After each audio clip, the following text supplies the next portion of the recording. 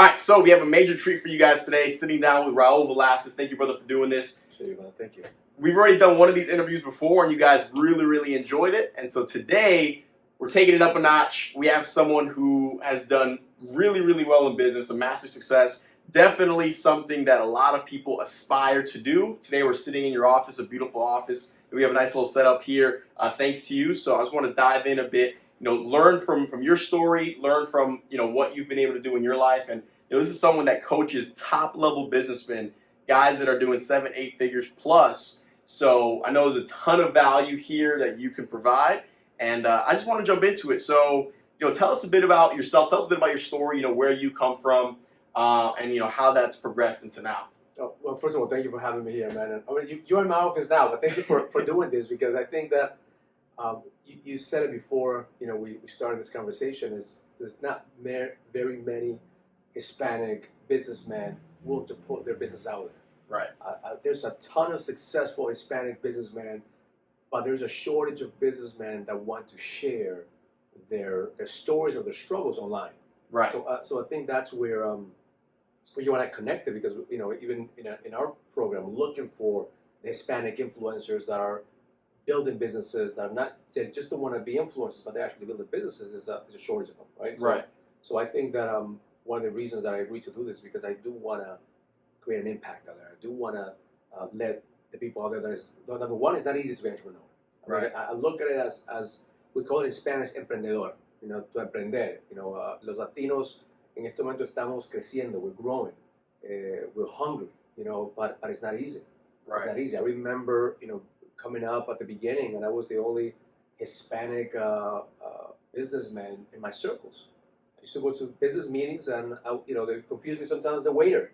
Like, hey man, can you give me a drink? Because I have my suit on, they thought I was the waiter. Right. I remember going to LA one time, and somebody invited me to the Oscars, and I went to the red carpet, and I was suit up, man. I had my a nice suit and Armani suit going in there, and then some guy comes in and said, hey, excuse me, could you give another glass of wine? And I'm like, hey man, I played many characters. I could be the waiter, I could be the soap opera star, I could be and I was joking around, I said, listen, I don't work here. But that's right. That's the path that we have to go through, breaking our way into entrepreneurship, breaking our way into the business world, breaking our way into the social media. So if you're watching this and you feel like, man, like I don't see a lot of Hispanics out there doing it, I see a lot of reggaeton artists, a lot of music artists, that's great. I think that we are Latinos, we are born to entertain, right? We love to dance, we love to party, we love to have fun, but we also have to become better businessmen, better businesswomen. So big shout out to all the Latinas out there. I personally think that Latina women are killing it, man. They're on the rise. My wife has a business, and she's Latina, and I just love the entrepreneurship right now in the Latino community that's coming in. Right. I mean, like you said, for me, I can't name 5 people that are Hispanic and that are business guys. I mean, Ty Lopez is a Spanish last name, but he's not Hispanic. And there's small guys, but you can't think of those big guys. So you doing this and what you're doing with your business, influencing people. I mean, you speak to older people, but helping and impacting people through your free content on Instagram. Make sure you guys follow him, follow his socials. It's been huge. So I want to dive a bit into kind of your roots. Because I remember you telling me a bit about stories of traveling to the Bronx to sell T-shirts or buy T-shirts and stuff. So I know a lot of you guys watching are from the Bronx. You guys might get a little relatability here. So tell us a bit about that. So my parents came from Ecuador in the 80s. So they lived in the Bronx. They lived in Brooklyn. Actually, my sister was born in Brooklyn, and they lived in Queens. But when my dad, which in Ecuador he didn't have any career, he was a mechanic. When he came to the States, he was an artist in the mechanic. People wanted him, right, in the shops. So he stumbled into a shop that told him, hey, you go to Connecticut because they pay more. So he came to Connecticut because they pay more, and then when he came to Connecticut, he was like, oh, this is where I want to raise my kids. Because it's safe, there's no gunshots, there's no cops around. So that's when we brought us to Connecticut. So we had cousins, and we still have some family in the Bronx. So in the weekend, I'll live here in Connecticut, and I'll go to Connecticut school, but in the weekend, we hang out with my cousins in the Bronx, and usually there's a lot of trouble that we used to get in New York But Right. I saw the hustle, which, everybody in New York and Third Avenue, people are selling anything. You can buy anything there, right? So there, back in the days, there were T-shirts, Looney Tune T-shirts, that was in style. So I remember I negotiated with some people. I bought like 20 T-shirts at like $3 a pop. And then I came to Connecticut and I sold them for $25 a pop. Man, I saw like this, man. I could make some money doing this, man. So I was hustling T-shirts, and I sold bootleg CDs, bootleg movies when the DVDs came out, or some DVDs. Games, we used to sell used games. Like we used to, once we're done with our games, like Sega Genesis. You're too young to remember Sega Genesis. I was remember that. It was before PlayStation. Right. And we used to finish the games, and then we used to package it up again. I put the plastic around it. I sell like it's brand new to kids. So we were trying to hustle anything, man. Right.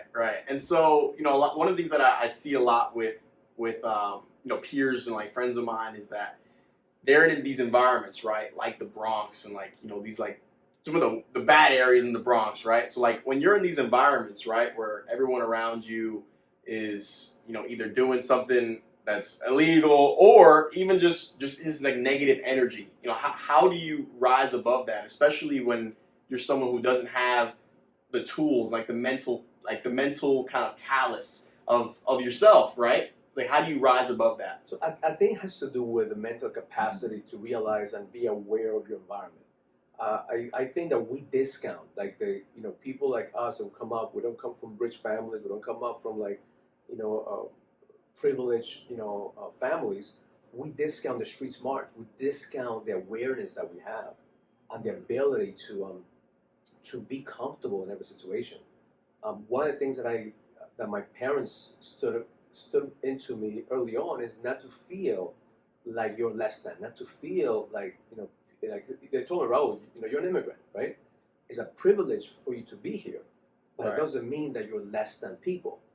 So I remember going to school, and I was probably one out of 15 Hispanics in school. We used to be in an ESL class, and I used to just get good grades in the ESL, but it was easy to go by and be average, right? I wanted to go to the regular. I wanted to push myself, so I learned English, which is funny. I'm still learning English, right? So I learned English enough to pass. But my incentive was I wanted to meet girls, right? I wanted to meet other girls because I only had like 2 or 3 girls in my class. But then I saw a different pool of girls in the regular classes. So I said, man, I need to learn some English, man, so I can have more chances out there. So my motivation was always there. Right. And I remember I learned enough English to pass the test, to go to the regular classes. So the next year, that was 7th grade. So 8th grade, I went to a regular class. But I remember I created a persona, Raul from the Bronx, right? Because I didn't want to be the Raul from the ESL class, because I would lose my clout, right? I'd lose the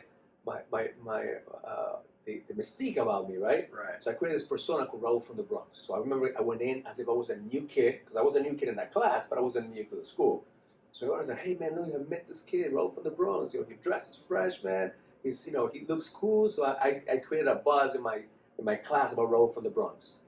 Then that week, we went to lunch, and then I saw my ESL teacher going, and the same time we were going to lunch. So I went like this, like I pretended I didn't see her. And she was an older Cuban lady, and she came up to me and said, Raul, let me tell you something, never forget where you came from, never, try to hide, your culture, all this. So she told me in English and Spanish, and then, listen, if she would have smacked me around. Right. But that taught me, like, in front of everyone, right?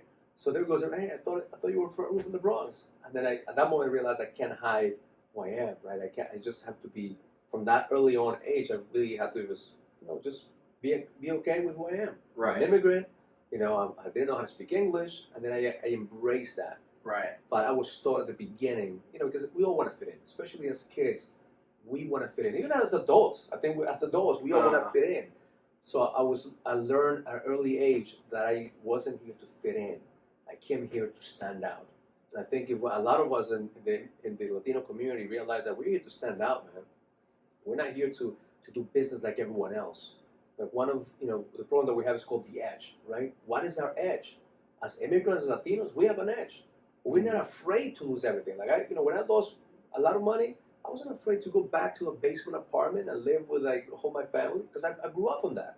Right. A lot of these people who are in business right now, if they lose money, they don't know how to live like us. You know, they don't know how to adapt to like arroz con frijoles. You know, they don't know how to like really minimize it to like the bare minimum to rise up again.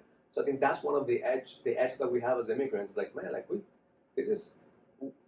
I wasn't born here. This is a privilege to be here. At the same time, I know that I could adapt to any environment. Right. And I think a lot of people, they view themselves, whether they're Hispanic or Black, they view it as like they're being like depressed or oppressed. When the reality is you use that superpower. Superpower. Even in business and in real estate, later on, I saw that, you know, I started my real estate company when I was 21 years old, and I didn't started with my niche market as being the Hispanic community, but there was a natural attraction, right? Hispanic wanted to do business with me, so I attracted a lot of Hispanic clients. But then as we grew, some of the people that work for me were not Hispanic. They were white, they were Black, they were, you know, from different countries. I had like a whole like rainbow of people that worked for my company. When the market crashed, then I started asking myself, well, where do we go? And then the next level was for me to work with corporate clients. But then it's hard to get a corporate client. It's because you have to have years and sometimes decades of experience. So my big break came using my minority card. I said, hey, how many Hispanic or small businesses do you have in your corporate vendors? I said, well, we don't have it. I said, well, give me a shot. I want to be one. That was the beginning. I used my minority card to get in the corporate world, and then, you know, that blew up because we service hundreds of corporate clients.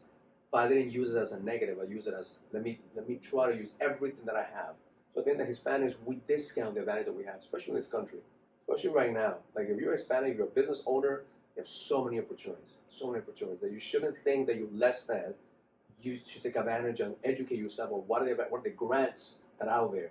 What are some type of loans? SBA is giving out loans. I mean, you know, what happened with the pandemic? The Hispanic community didn't take advantage of the pandemic, the SBA loans. So what happened is like now the SBA is trying to call people to give them money, but people don't know how to apply. They don't know what the requirements are, and we don't educate ourselves how to take advantage of the opportunities that this country has. Right.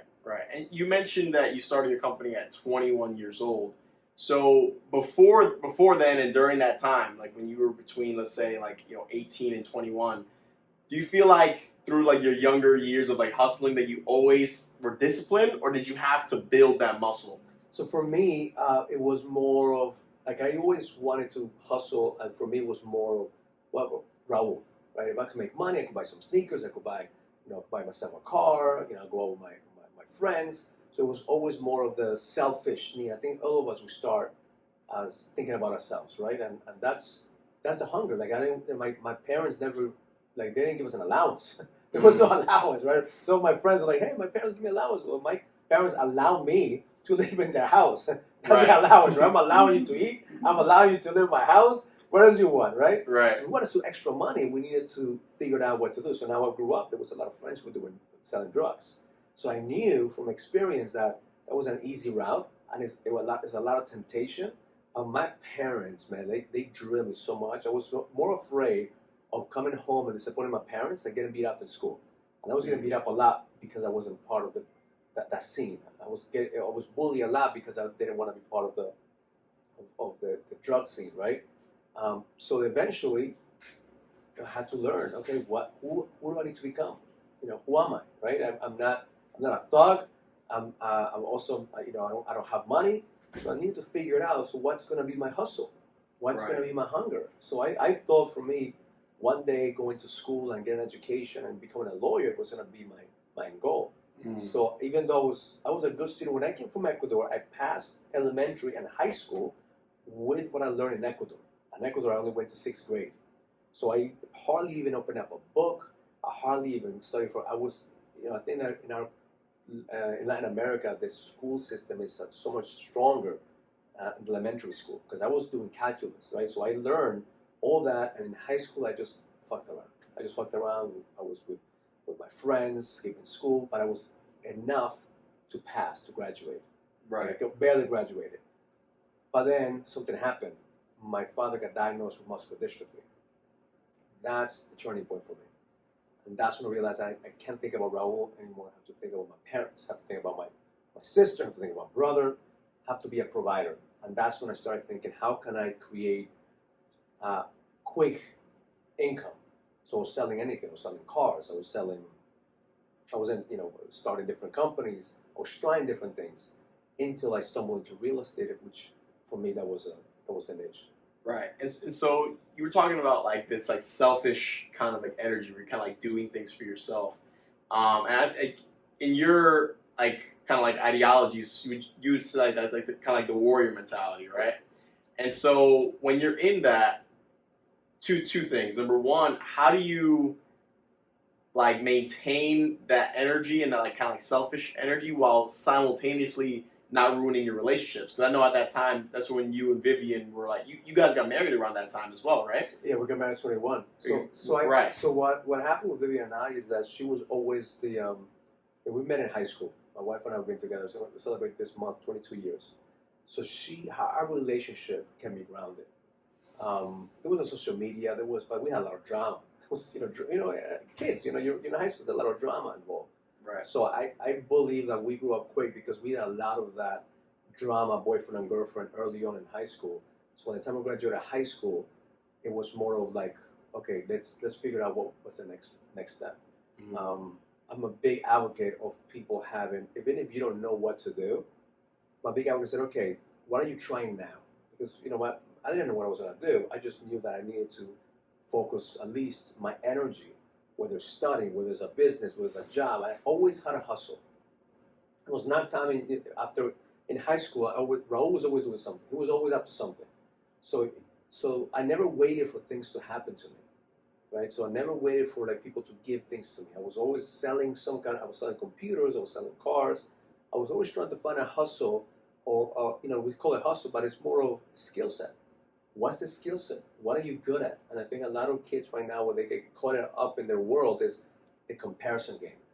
I think that if social media was around back then, I probably wouldn't have tried many things, because the negative to social media is that you compare yourself. Well, I'm selling sneakers. Well, this guy has a sneaker store, right? So I'm comparing myself to him, so I'm not doing enough. So the good thing about me is that I had nobody to compare. I didn't have a big brother. I didn't have peers.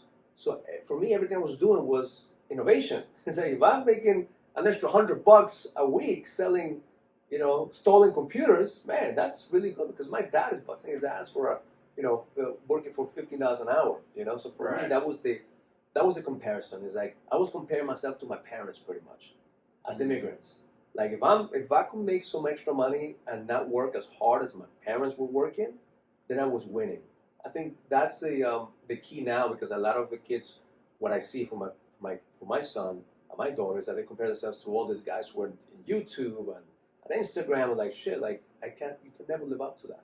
Right. And I think it's a blessing and a curse, right? Because social media has opened up the floodgates for information and ideas as well. So I think, especially for me, if social media didn't exist, I probably wouldn't be here. Yeah, exactly. We met through social media. I was at a Gary Vee event. Right. And you were there. You recognized the ads that were running on Facebook. Right. I went up to Raul. I was like, you run YouTube ads, right? And like he was like, yeah. I was like, yo, I've seen your ads. Like, great ads. The videos that like are done here are top notch. So without that, we wouldn't have met. And I wouldn't have the impact that I have, Matthew, with social media. So I was early on when social media came out. I was like totally against it, because I'm like, what am I gonna put my business out there? Like, who am I to share my life? Right? We come from the school of being private. I think that's where a lot of Hispanic successful businessmen, because there's a bunch of businessmen that are successful, or businesswomen that are successful, but we come from the school of being private. We don't share. It's kind of like bragging, right? We don't like to brag, because if we brag too much, then people start asking a lot of shit from us. Right. If you start positioning yourself too much, then everybody thinks that you're making millions, right? Right. But when I started looking at what's the impact that I could make, number one is, who can I inspire, right? And at the beginning, when I was doing content, I was trying to inspire myself. Like, I was trying to find my voice. I was trying to find my message. So a lot of people out there, they think that you have to have this perfect, like even right now as we're talking, like I don't have to prepare for this, because I've done thousands of interviews, thousands of videos, thousands of this. But if you would have called me 7 years ago, I'd be freaking shitting on my pants right now, man. Looking at my nose, looking at everything. I'm probably sweating. because I think that's where people think that entrepreneurship is like, oh man, you have this polished person, you come in, you make $1 million, and all of a sudden you made it. No, you don't know the decades that person had to go through to get to that level. Because I've been doing this for 20 years in business. Right. 20 years on the grind, losing money, making money, losing money, making money. That's what makes me good at what I do, is that I look at entrepreneurship, I look at business, I look at life as a process. That if you look at your life as a process, man, when I was sitting on that apartment with my parents, living with 5 families, and with our uncles and nephews and everybody else, I was already looking at who can I become so I could create a better life. Right. I was always dreaming. My mother told me, like, it doesn't cost you anything to dream, so go ahead and dream. But then later on, I learned that if you don't do nothing with your dreams, it costs you a lot. Right. Because the older you get, the less capacity you have to dream. Especially in the Hispanic community, I meet Hispanic entrepreneurs all the time, and at the beginning, they have big dreams, but then the responsibilities and the time starts to destroy the dreams, starts to wither away at the opportunity and the hunger. So we become complacent, and then we say, well, I guess I'm not as bad as this guy or that guy, so I'm good. I think we have to look at where we come from. Right. I've been studying recently a lot of where the Hispanic immigrants come from. Dude. We come from fucking kings. We come from emperors. We come from those Incas. We come from Mayas. We come from people who built like pyramids in the mountains. Imagine the creativity and imagine the vision they have to create that. Right. So we come from a certain lineage that now I believe that we have to start honoring that lineage by allowing ourselves to tap into the creativity, not to be the same mold as the culture, but to break the mold and start doing business the way that we feel business should be. Right. And so how do you deal with that pressure, right? Because I think especially between the ages of 18 and 25, you start to go from no responsibilities, starting to have responsibilities, start maybe having a bill, maybe your parents start pressuring you. It's like, how do you deal with that? Because that breaks probably at least 80% of people, at least. Yeah, I probably understand. So like, put it this way, it's like you want to go to the gym, right? Right. And you want to get stronger, you want to get more muscle. What do you have to do to get more muscle? Gotta keep going. You gotta lift weights. Right. And when you get strong in the gym, if you start lifting the 15-pound weights, you could be in the gym years lifting 15-pound weights and you're not getting muscle, right? Right. Every time you go to the gym, you have to pick a bigger weight. Same thing with responsibilities. If I look at responsibilities as you have to take on responsibilities. Too much responsibility, too much ambition early on will break you. Not enough responsibility, not enough pressure will get you comfortable.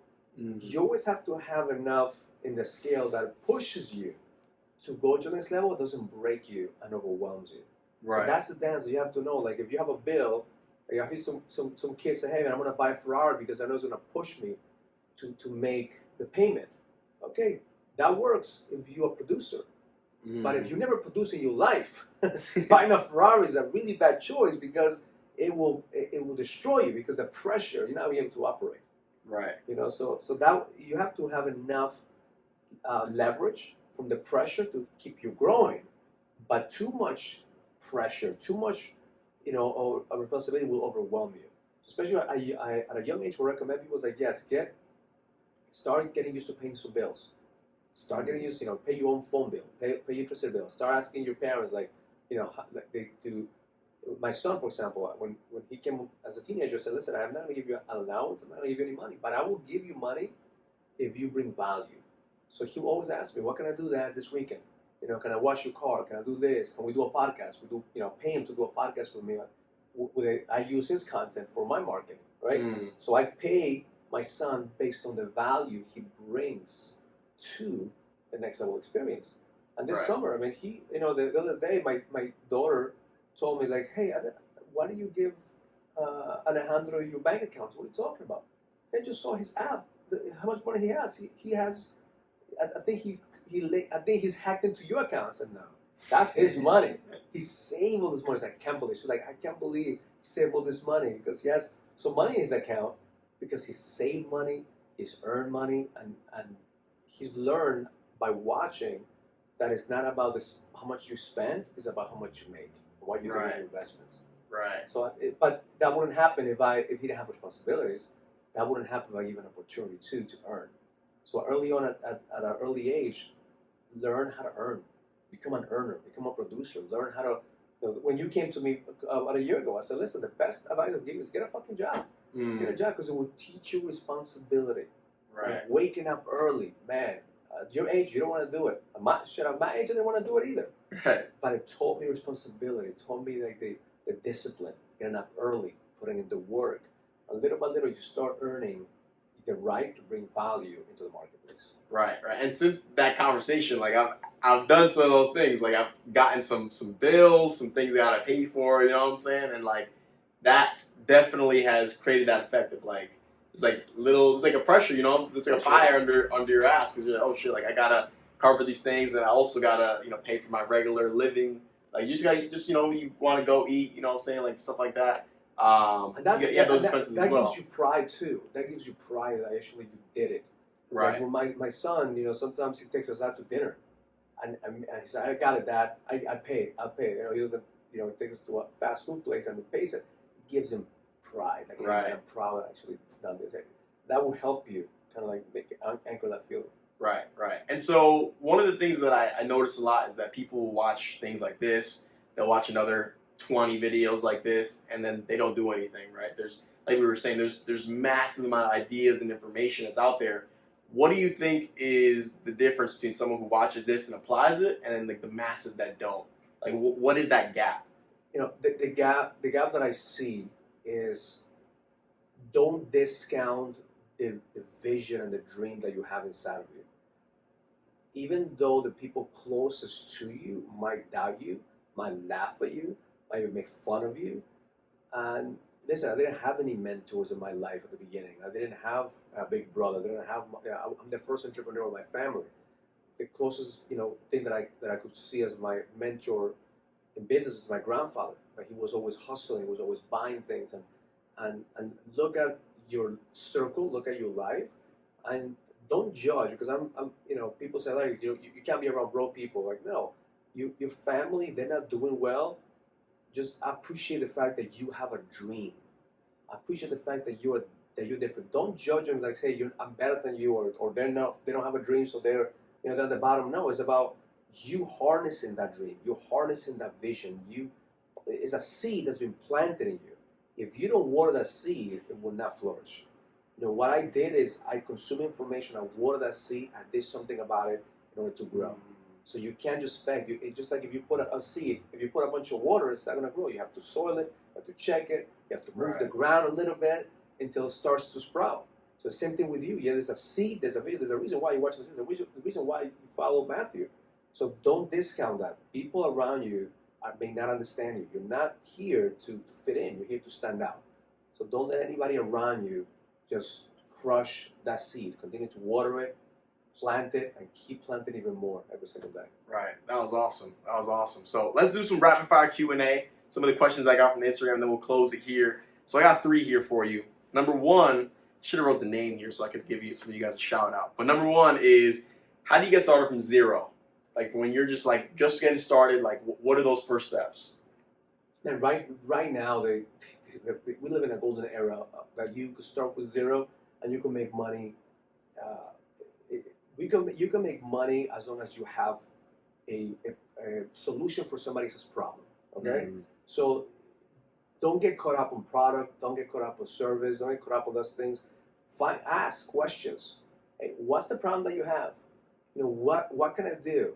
I know a kid in Ecuador that because of COVID, he's making money because he's filling out all the COVID forms for people who cannot fill out the forms on the app on the phone. Right? So he's the go-to guy. He makes a couple of bucks because I'll fill out your forms, your COVID forms, and then he makes money. He's making a living because people in Ecuador don't know how to use technology. So business is nothing more than solving a problem that somebody else has. If you get good at asking questions, you find out in your circle who has a problem and how can you bring a solution to that problem. Right. That's gold. All right. So the next question is, How can young people get started on building wealth? And I added to this question, I think a lot of people, crypto's hot. You got Ethereum, skyrocketing Bitcoin. Would you recommend people start kind of like putting off a little bit into those things, or just go all in on themselves, invest everything in You're themselves? young enough for this moment that I would recommend, if you're in your teens, in your early 20s, go all in on learning a skill, crafting a skill set, because building wealth will come as long as you have a skill set. Mm. If you are good at something, you're going to be able to make money. Wealth comes from actually allocating your assets and diversifying your assets.